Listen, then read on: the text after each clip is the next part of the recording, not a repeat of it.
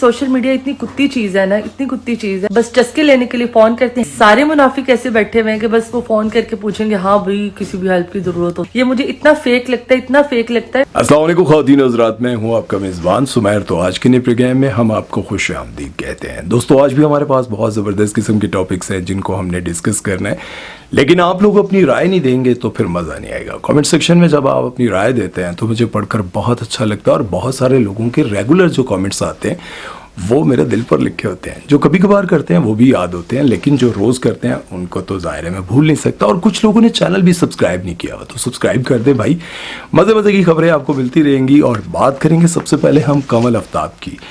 कमल आफ्ताब ने अपने social media के झूठे और मुनाफिक दोस्तों को ललकारते हुए ये कहा कि ये सोशल मीडिया इतनी कुत्ती चीज़ है, आप लोग सोच भी नहीं सकते। यहाँ पर बहुत सारे ऐसे लोग हैं जो मुश्किल वक्त में सिर्फ आपसे बात करके चस्के लेते हैं, आपके काम नहीं आते। उन्होंने कहा जुल्करनैन से जो ज्यादती हुई, उनके भाई की शादी पर उनको बेगुनाह गिरफ्तार किया गया, तो हमारे ये जो सो कॉल्ड इन्फ्लुएंसर दोस्त हैं 100 से भी ज्यादा हैं, इनमें से सिर्फ 2-3 ने अपने सोशल मीडिया अकाउंट्स पर हमारे हक में आवाज उठाई, और बाकी सारे सिर्फ कॉल करके चस्के लेते रहे। किसी ने भी हमारे हक में आवाज नहीं उठाई। लेकिन जब इन लोगों को अपना मतलब होता है, अपने मतलब के लिए ये हमारे पैरों में आकर बैठ जाते हैं, हमारी मिन्नतें करते हैं। जब इन्होंने अपना कोई बिजनेस लॉन्च करना होता है, अपना कोई सॉन्ग लॉन्च करना होता है, या फिर अपने मतलब के लिए कोई प्रमोशन करवानी होती है, कुछ भी करवाना होता है, तो ये हमारी मिन्नतें करने लग जाते हैं, हमारे आगे पीछे दुम हिलाते हैं। यार इतनी बेइज्जती वही शख्स करता है, वही शख्स ऐसे अल्फाज बोलता है जिसको दुख होता है। क्योंकि जब आप किसी के बिजनेस लॉन्च, उनका इशारा किस किस की तरफ है मैं ये भी आपको बताता हूँ। लेकिन आप लोग देखें, जिस वक्त कोई बहुत बड़ा रेस्टोरेंट बनाता है, समझ रहे आप, जब कोई अपनी बहुत बड़ी शादी कर रहा होता है दिखाने के लिए, तो फिर क्या करता है, बड़े बड़े इन्फ्लुएंसर्स को जाकर कहता है तू लाजमी आना है भाई, तुमने अगर शिरकत ना की तो फिर देखो कितना बुरा लगेगा। यार तुम तो मेरे दिल के करीब हो, तुम मेरे बड़े अजीज हो। वो क्या होता है, सिर्फ अपने मतलब के लिए। जब कोई गिरफ्तार हो जाता है उसके लिए जब कोई आवाज नहीं उठाता तो फिर क्या होता है, इंसान को बुरा लगता है, और जब उसको मौका मिलता है तो फिर वो अपने अल्फाज जो उन्होंने अपने अंदर दबा के रखे होते हैं वो किसी मौके पर निकल जाते हैं, और वो चुप नहीं रह सकता। इसलिए वो कहती हैं कि हम इसीलिए दुनिया में सबसे पीछे हैं, क्योंकि हम एक दूसरे की जड़ें काटने में लगे हुए हैं, एक दूसरे की टांगें खींचने में लगे हुए हैं। अगर हम एक दूसरे का साथ देते तो आज हम दुनिया में बहुत आगे होते, इसमें कोई शक नहीं है। वैसे हम एक दूसरे की टांगें खींचने में ही लगे हुए हैं। अगर हम एक दूसरे का साथ दें, बहुत सारे ऐसे इन्फ्लुएंसर्स जिनका यकीन करें कोई सोशल मीडिया पर इतना कोई ज़्यादा लोग देखते नहीं है, लेकिन उनके अंदर गुरूर इतना भरा होता है, मैं तो हैरान होता हूँ। कसम से यकीन करें, मैं तो घर से ऐसे ही निकल जाता हूँ। कोई आप लोगों में से कई लोग मुझे मिलते रहते हैं बाहर, मैंने कभी, खैर मैं अपने आप को बड़ा इन्फ्लुएंसर समझता भी नहीं, ऐसी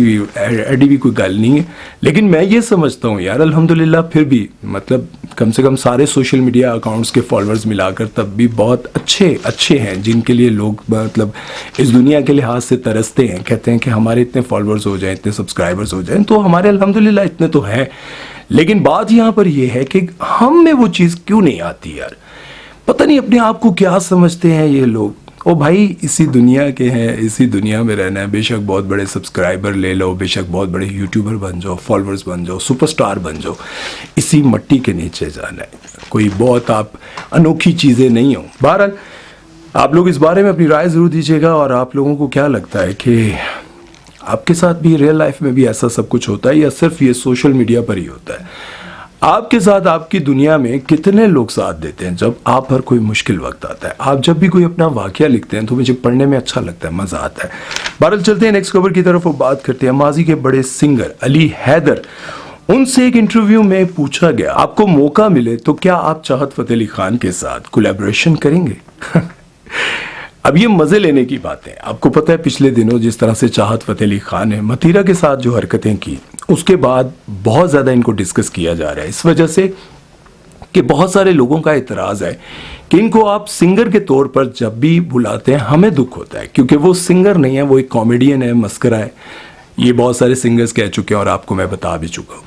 وہ کہتے ہیں کہ ایک مسکرا ہے، یہ صرف تماشے کرتا ہے، کامیڈی کرتا ہے، لیکن آپ جب اسے سنگر کہتے ہیں تو ہمیں اپنی توہین محسوس ہوتی ہے۔ علی حیدر سے پوچھا گیا کہ آپ ان کے ساتھ کولیبریشن کریں گے، تو انہوں نے کہا کہ نہیں، میں کولیبریشن تو نہیں کرنا چاہوں گا، لیکن یہ ضرور کہنا چاہوں گا کہ اس شخص کو جینے دو جس شخص کو اللہ نے عزت دے دی ہے، جس شخص کو اللہ نے اتنا فیمس کر دیا ہے اس عمر میں۔ انہوں نے یہ بھی کہا کہ اس عمر میں جس شخص کو اللہ نے اتنا فیمس کر دیا ہے اس کو انجوائے کرنے دو، جینے دو، اس کی ٹانگیں کھینچنے میں نہ لگے رہو۔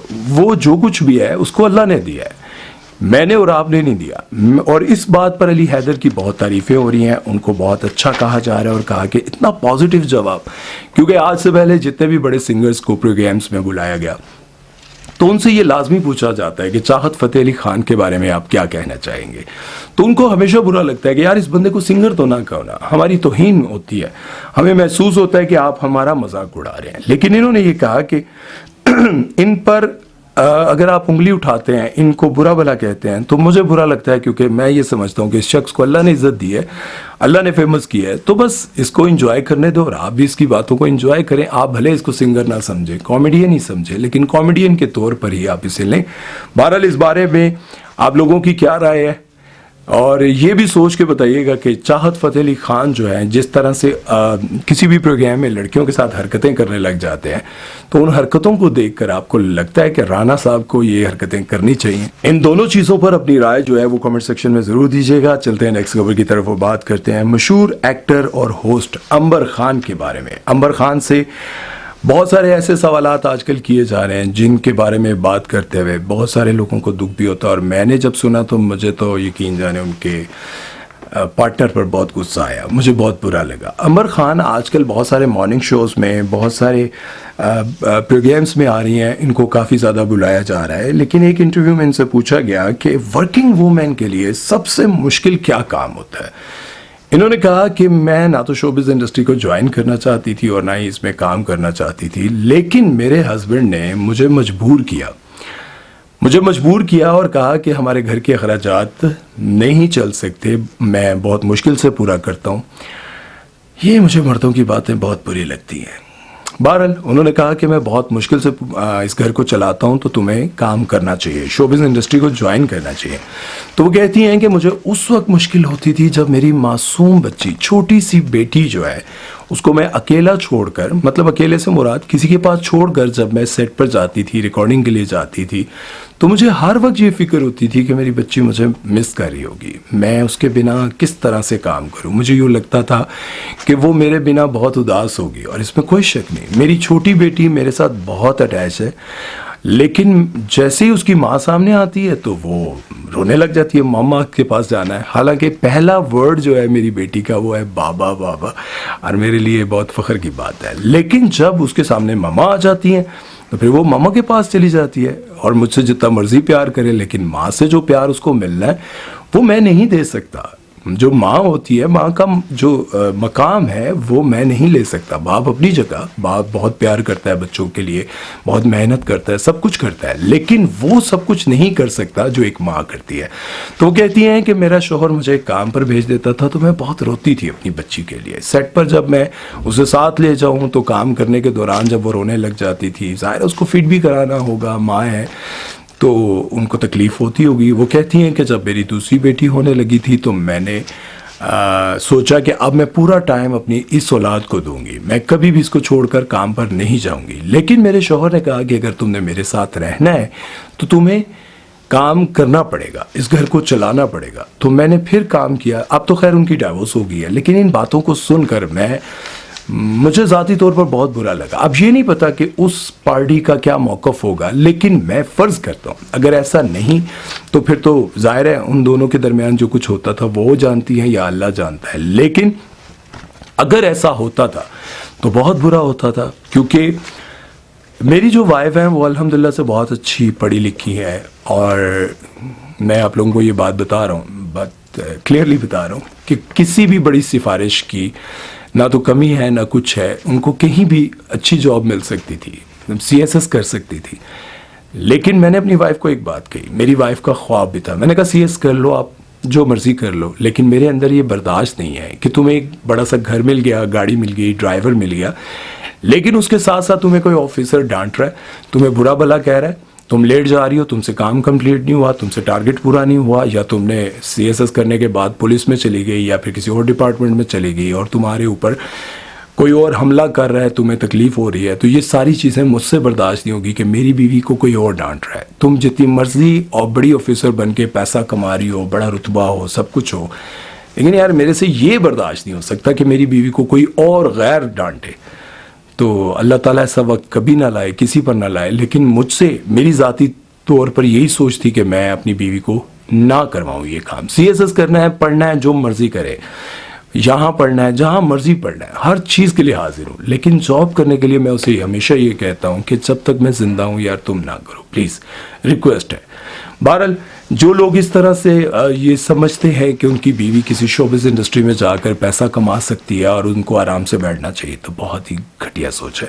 بہرحال اس بارے میں آپ لوگ اپنی رائے ضرور دیجیے گا, اور عنبر خان کے بارے میں آپ لوگوں کا کیا کہنا ہے یہ بھی ضرور بتائیے گا. چلتے ہیں نیکسٹ خبر کی طرف اور بات کرتے ہیں جی سمیر چودھری کے بارے میں. آپ لوگوں سے ریکویسٹ کر رہا ہوں بھائی ہمارے چینل کو سبسکرائب کریں اور 1 لاکھ سبسکرائبر کروا دیں. ادھر تو 7 لاکھ سبسکرائبر ہونے والے ہیں اور ادھر ہی اٹکے ہوئے ہیں یار. کر دو سبسکرائب, کروا دو یار, اپنے گھر کے سارے موبائل سے سبسکرائب کروا دو, بس کسی کی نہیں سننی, کر دو, فری میں.